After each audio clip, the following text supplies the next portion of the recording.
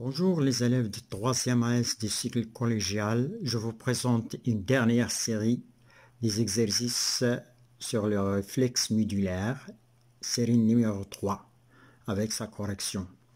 Alors commençons par la partie numéro 1, restitution des connaissances sur 8 points, exercice numéro 1, 4 points. Définir ce qui suit. Un médiateur chimique. Qu'est-ce qu'un médiateur chimique? Ou bien, on l'appelle aussi un neuromédiateur. Neuromédiateur. وسيط كيميائي, un médiateur chimique. يمكن أن نسميه أيضا neuromédiateur. يعني وسيط عصبوني. وسيط عصبوني. Alors, qu'est-ce qu'un médiateur chimique ou bien un neuromédiateur?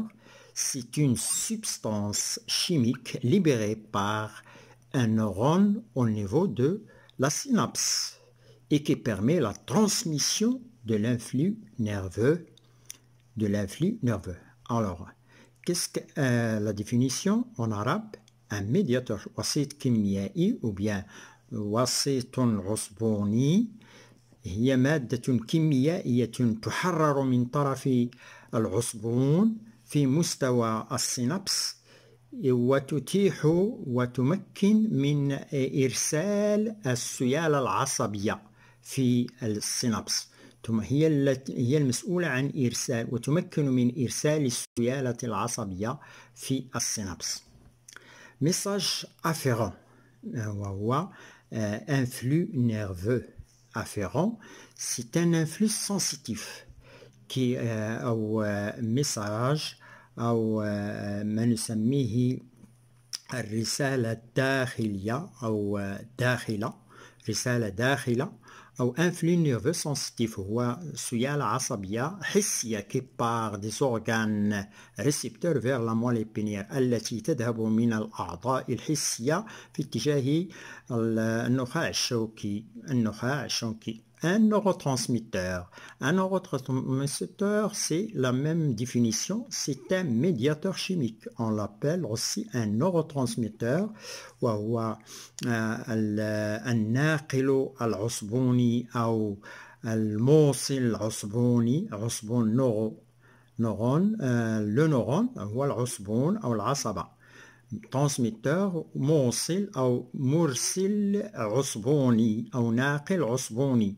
هو وسيط كيميائي un médiateur chimique. C'est un médiateur chimique. وسيط كيميائي. هذا الوسيط الكيميائي on l'appelle aussi un neuromédiateur وهو وسيط عصبوني. C'est une substance toujours chimique libérée dans la synapse par des neurones qui permettent la transmission de l'influx nerveux. هي التي تمكن من إرسال وانتقال السيالة العصبية من عصبون إلى آخر في مستوى السينابس. Donc, c'est un médiateur. Un neurotransmetteur, c'est un médiateur chimique. C'est un neuromédiateur aussi. C'est une substance chimique libérée dans la synapse par un neurone qui permet la transmission de l'influx nerveux.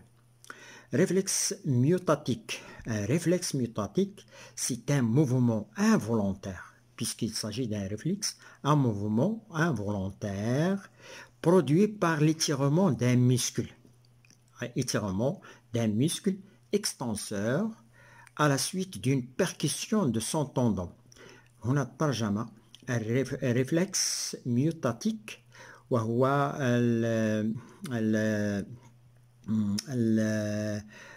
الريفلكس انعكاس تمدد عضلي. ما معنى انعكاس تمدد عضلي؟ هو حركة لا إرادية ناتجة عن تمدد عضلة العضلة الباسطة. وتمدد هذه العضلة الباسطة ما الذي يحدثه؟ نتيجة الضرب الضرب على وتر هذه العضلة إذن الضرب على أوتار بعض العضلات يؤدي إلى امتدادها، وامتدادها يؤدي إلى انعكاس يسمى انعكاس ميوتاتيك أو انعكاس امتداد عضلي. انعكاس امتداد العضلي c'est un mouvement involontaire produit par l'étirement امتداد العضلة، العضلة الباسطة التي تبسط الرجل أو القدم، ونتيجة هذا البسط أو هذا الامتداد من أين أتى؟ la suite d'une percussion. البركسيون هو الضرب والدق على وتر العضلة الباسطة. هذه العضلة الباسطة سندرس هذا الانعكاس امتداد العضلي في درس في تمرين خصصته الانعكاس الكاحلي أو le réflexe achillien. Le réflexe achillien, le réflexe rotulien, les deux réflexes ce sont des réflexes myotatiques. Des réflexes myotatiques, exemple, le réflexe achillien أو الانعكاس الكاحلي، والريفلكس غوتوليان أو الانعكاس الضاغطي. كل هاتين هما انعكاسات أو des réflexes myotatiques. C'est un mouvement involontaire produit par l'étirement d'un muscle extenseur. Un muscle extenseur هو عضلة الامتداد أو تمدد أو وهو عكس التاني البسط. إذن العضلة الباسطة بالضبط. المسكل اكستنسور هو عضلة باسطة. سندرس هذا في الشابتر الذي سيأتي وهو le système musculaire. On va parler de ces muscles extenseurs et muscles fléchisseurs et ainsi de suite. À la suite d'une percussion de son tendon. On passe maintenant à l'exercice numéro 2 sur 4 points. Vous n'avez que 2 exercices, explication et l'exercice ici. Chacun des exercices a été noté sur 4 points pour simplifier les choses. Alors, reliez les mots du groupe A à ceux qui leur conviennent dans le groupe B. Alors, les groupes A, vous avez substance grise, racine dorsale, section de la racine ventrale, synapse, neurone, excitation du bout central du nerf. Et vous avez ici dans le groupe B, transmetteur de l'influx nerveux entouré de la substance blanche, perte de la motricité, unité structurelle et du système nerveux, zone de jonction entre les deux neurones, flexion de la patte opposée à celle excitée. Alors, substance grise. On va la relier avec entouré de la substance blanche. La substance grise est au milieu de la substance blanche. Racine dorsale, transmetteur de l'influx sensitif. Dans la racine dorsale, on sait que la racine dorsale est une racine sensitive. Donc, il transmet l'influx sensitif. On a étudié ça dans le cours lorsqu'on a fait la section de la racine dorsale. La racine dorsale sectionnée entraîne une perte de la sensibilité, donc c'est une racine sensitive. La section de la racine ventrale entraîne la perte de la motricité, ça c'est vu dans le cours aussi. La synapse est une zone de jonction entre deux neurones. La neurone ou bien le neurone, ici, corrigez-le ici, le neurone. Pardon, la synapse, le neurone. Ici, le neurone. Alors, le neurone, ici, unité, voilà, vous avez ici le neurone, vous avez ici l'unité structurelle du système nerveux. Donc, ici, correction avec le noir, un neurone, la synapse, c'est juste. Bien. Alors, on passe maintenant à la partie 2, raisonnement scientifique et expression écrite et graphique, 12 points toujours. هنا التحليل العلمي أو ما نسميه بالاستدلال العلمي، الاستدلال العلمي والتعبير الكتابي والبياني. Exercice numéro 1 sur 6 points. J'ai choisi aussi ici 2 grands exercices extraits des examens régionaux. Ces exercices, ils sont extraits des examens régionaux. Je n'ai pas signalé ça, mais c'est le moment de le signer. Et ils sont notés sur 6 points. Chacun est noté sur chaque exercice est noté sur 6 points. 6 plus 6, ça vous donne 12. Alors, le document 1, ci-dessous, représente les éléments nécessaires pour la transmission d'un influx nerveux du neurone A au neurone B. Ici, au niveau de la synapse. Ici, on va étudier dans cet exercice la transmission de l'influx nerveux au niveau de la synapse. Alors, on vous a dit dans l'exercice que le document 1, ci-dessous, voilà le document 1, il est là, le document 1, agrandir, voilà, le document 1, pardon, ici, le document 1, toujours, il faut être sûr. Le document 1, ici, on vous a dit, je reprends cette phrase, l'exercice numéro 1 sur 6 points, le document 1 ci-dessous représente les éléments nécessaires pour la transmission de l'influx nerveux du neurone A au neurone B. Voilà le neurone A. Vous avez ici le neurone A.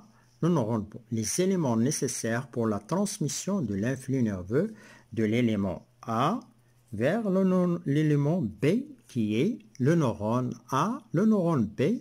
Au milieu, il y a une synapse. Au milieu, il y a une synapse. On a agrandi cette synapse. La synapse est agrandie ici. Vous avez ici la neurone A présynaptique. On l'appelle neurone A présynaptique, avant-synaptique. Le neurone B postsynaptique. Au milieu, vous avez espace intersynaptique. Voilà l'espace intersynaptique, le blanc. Le milieu ici intersynaptique. Alors, libération du médiateur chimique. Vous avez ici des médiateurs chimiques qui est libéré par des vésicules. Ici, vous avez des vésicules synaptiques du neurone A présynaptique. Le neurone A présynaptique possède des vésicules. Il y en a des vésicules.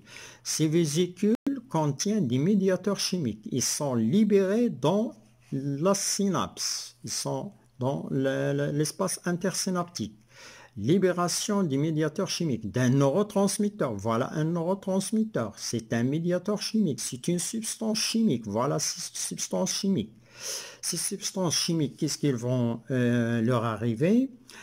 Ces substances, ils vont fixation du médiateur chimique sur les récepteurs. Voilà, vous avez ici des récepteurs avec fixation du médiateur chimique. Le médiateur chimique ici, libération du médiateur chimique, ils sont fixés sur des récepteurs spécifiques. Des récepteurs spécifiques ici, récepteurs spécifiques chez la neurone B, c'est-à-dire la neurone post-synaptique, la neurone post-synaptique. Donc, on va, après cette analyse, après cette observation, ces remarques qu'on a remarquées ici, vous avez ici passage de l'influx nerveux. Le passage de l'influx nerveux, il est lié, il est lié, ça dépend, ce passage dépend de deux phénomènes. Premièrement, libération du médiateur chimique par la neurone A présynaptique, libération de ces médiateurs chimiques dans l'espace intersynaptique, dans l'espace intersynaptique, في الحيز السينابسي. الحيز السينابسي هنا ترجم حويصلات سينابسية مملوءة بوسيط كيميائي، وسيط كيميائي، حويصلات مملوءة بوسيط كيميائي، تحرير الوسيط الكيميائي من طرف العصبون قبل السينابس وبعد السينابس، قبل السينابس وبعد السينابس. عصبون بعد السينابس، يأتي بعد السينابس، وتحرير وليبراسيون تحرير الوسيط الكيميائي في الحيز السينابسي، تثبيت فيكساسيون، تثبيت الميدياتور الوسيط الكيميائي على مستقبلات خاصة للعصبون بعد السينابس. تثبيتها هنا عندما يكون هناك تثبيت تمر السيالة العصبية، le passage de l'influx nerveux, passage de l'influx nerveux. Donc l'influx nerveux ne passe que s'il y a fixation, du médiateur chimique sur le récepteur de neurone B qui est post-synaptique. لا يمر أو لا تنشأ السيالة العصبية أو السيالة العصبية بالضبط إلا بعد تثبيت الوسائط الكيميائية على مستقبلات حسية في العصبون الموالي، في العصبون ما بعد السينابس. Alors les questions après cette traduction: analysez le document 1 et déduisez les étapes. Donc vous allez analyser, on a analysé ça, on a déjà analysé, on vient d'analyser le document, et déduire les étapes de la transmission de l'influx nerveux au niveau des synapses. Au niveau des synapses. حلل الوثيقة 1، حللها واستنتج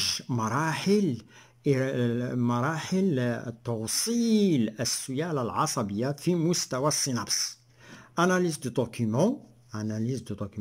Pendant la transmission de l'influx nerveux,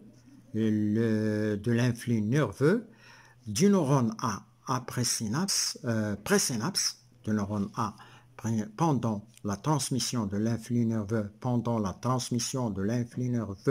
du neurone A présynapse, présynaptique au neurone B post-synaptique, il y a libération d'un médiateur chimique. On a dit ça déjà. Pour qu'il y ait passage de l'influx nerveux, il faut qu'il y ait un médiateur chimique qui est libéré par le neurone présynaptique. Voilà, c'est ce qu'on a dit. Pendant la transmission de l'influx nerveux du neurone A présynaptique au neurone B postsynaptique, il y a libération d'un médiateur chimique par le neurone présynaptique. Ce médiateur, qu'est-ce qui lui arrive? Chimique, se fixe sur les récepteurs spécifiques du neurone post-synaptique, ce qui permet le passage de l'influx nerveux. Voilà comment se fait le passage de l'influx nerveux du neurone présynaptique au neurone post-synaptique. Les étapes de la transmission de l'influx nerveux au neurone synaptique, au niveau des synapses, les étapes de la transmission de l'influx nerveux au niveau des synapses, 3 points. Première étape, libération du médiateur chimique par le neurone présynaptique ici, le neurone présynaptique, libération du médiateur chimique par le neurone présynaptique ou bien libération de neurotransmetteurs. Voilà, libération de ces bulles ici dans l'espace intersynaptique. Première étape. Deuxième étape, fixation de ce neuromédiateur sur les récepteurs des neurones postsynaptiques. Deuxième étape, fixation du neuromédiateur ou bien des médiateurs chimiques. C'est la même chose, même chose. Médiateur chimique. Fixation, deuxième étape, fixation du neuromédiateur ou bien médiateur chimique sur les récepteurs spécifiques du neurone postsynaptique, ما بعد السينابس, ce qui provoque الذي وهذا يؤدي إلى إلى مرور l'influx nerveux, مرور السيالة العصبية d'un neurone à l'autre au niveau de la synapse. Deuxième exercice sur 6 points pour tester le mouvement d'extension du pied d'un joueur. Le mouvement d'extension du pied d'un joueur, le médecin percute, percussion, frappe le tendon achillien. Le tendon achillien al-watar al-kahili. Watar al-kahili du muscle extenseur avec son marteau. يضرب الطبيب الوتر الكاحلي للعضلة الباسطة. Le pied du joueur répond avec un mouvement, voir le schéma de document 3. Alors, le schéma du document 3, le schéma, il est là. Alors, voilà, vous avez ici le tendon achillien. الوتر الكاحلي, percussion du tendon achillien, الضرب على وتر الكاحل. وتر الكاحل, عندما نضرب على وتر الكاحل نلاحظ extension du pied, بسط الرجل. Extension du pied, بسط الرجل. Donc, une percussion du tendon achillien avec un marteau du médecin provoque une extension du pied. Voilà. Vous avez ici la peau, vous avez ici une structure fuso-neuromusculaire. Le voilà, c'est un fuso-neuromusculaire. Et vous avez le muscle gastrocnémien, c'est-à-dire عضلة بطن الساق عند الإنسان. Vous avez ici de l'autre côté nerf rachidien, moelle épinière. Ici vous aurez la racine antérieure, la racine postérieure, antérieure. Alors ici, si je reprends l'exercice du départ, je reprends. Pour tester le mouvement d'extension du pied, que nous avons vu dans ce document 3, d'un joueur, le médecin frappe le tendon achillien du muscle extenseur avec son marteau. Le pied du joueur répond avec un mouvement, voir le schéma du document 3 ci-dessous. Voilà le document 3 ci-dessous. Voilà la percussion, le médecin percute le tendon achillien, ce qui provoque une extension du pied. Il y a encore des renseignements sur cet exercice dans les données à partir de données. Alors, voir le document 3 ci-dessus. Des études ont été faites sur ce mouvement, ont montré que la percussion, la percussion achillien entraîne l'étirement, étirement, تمدد العضلة الباسطة، تمدد العضلة الباسطة. عندما نضرب على وتر الكاحل يؤدي هذا الضرب إلى تمدد العضلة الباسطة للرجل l'étirement du muscle entraîne la naissance de l'influx nerveux. هذا التمدد هذه العضلة يؤدي إلى نشوء السيالة العصبية الحسية la naissance de l'influx nerveux sensitif dans le muscle extenseur lui-même. في العضلة نفسها عندما تتمدد العضلة بالضرب على وترها يؤدي هذا الضرب إلى تمدد العضلة ونشوء السيالة العصبية على العضلة نفسها. dans une structure في بنية تسمى المرزل نورومسكولير مرزل فيزو نورومسكولير مرزل عصب مرزل نورو يعني عصبي عضلي مرزل عصبي عضلي مرزل عصبي عضلي, voir le schéma de document 2. Qu'est-ce qu'on a dit? On a dit que l'étirement, la percussion du tendon achillien par le marteau, entraîne une extension du pied.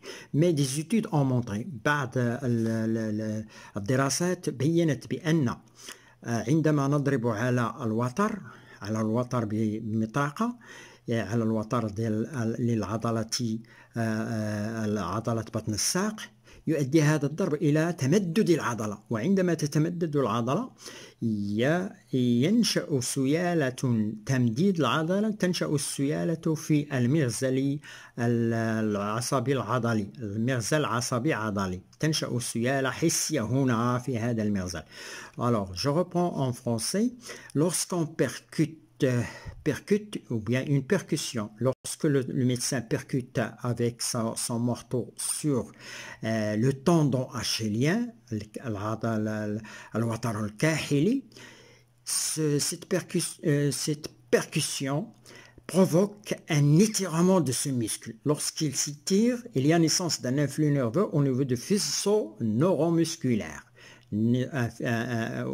Lorsque les muscles s'étirent, le muscle s'étire, il y a naissance d'un influx nerveux dans le fuseau neuromusculaire, puis il va y avoir un trajet, puis il revient dans le même muscle et la patte ou bien le pied se détend et est en extension du pied. Alors, ici, les questions qui sont posées ici. Comment appelle-t-on la réaction du pied?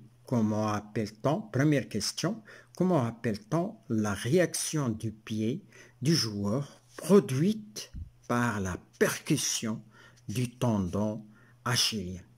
On l'appelle tout simplement le réflexe achillien. C'est un réflexe achillien. Donc, ici, je reprends dans le réflexe achillien.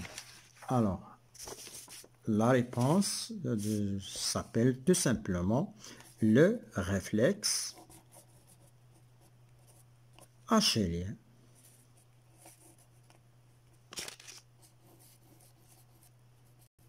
Bien. Comment appelle-t-on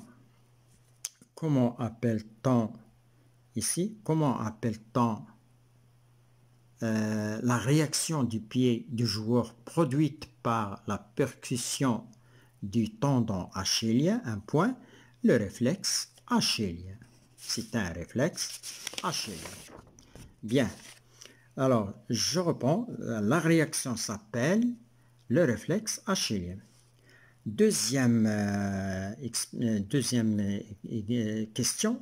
En exploitant les renseignements de document 3, quelle est la nature du stimulus? Le stimulus qui a provoqué ce réflexe.